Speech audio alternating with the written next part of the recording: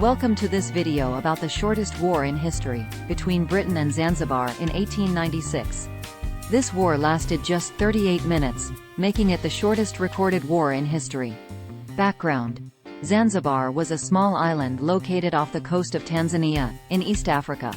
At the time, it was a British protectorate, which meant that Britain had significant influence over the island's affairs.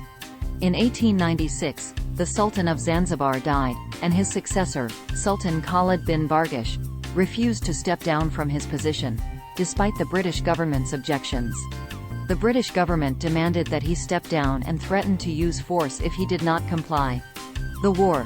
On August 27, 1896, at 9:02 a.m., the British warship HMS Thrush fired a warning shot at the Zanzibari palace, where Khalid was holed up.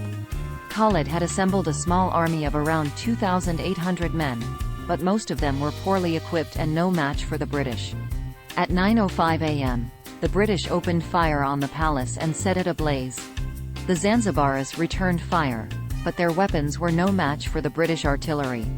The whole conflict lasted just 38 minutes, and by 9:40 a.m., it was over.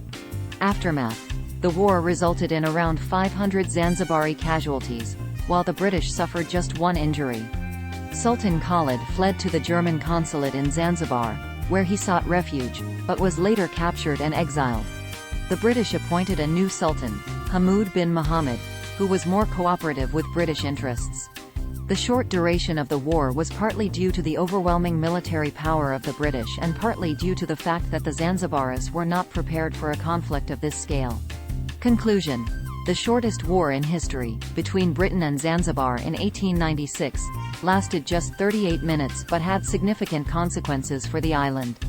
The war demonstrated the might of the British military and reinforced their control over the island.